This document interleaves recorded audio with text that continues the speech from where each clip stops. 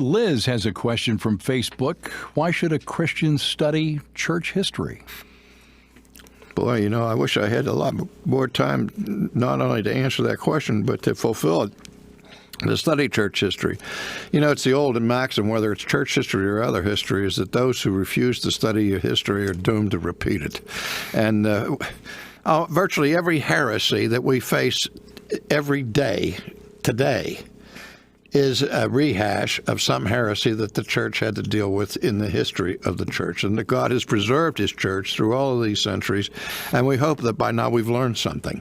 And by studying the history of the church, just why did Luke write the book of Acts? He wrote his gospel, but then he also wrote the early history of the Christian church, which was very important for the church to understand its origins, its mission, and its doctrine.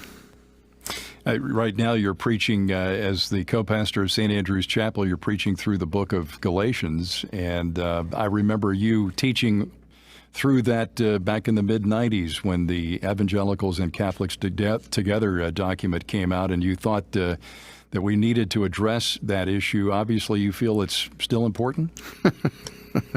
Yes, it's obviously still important. All right.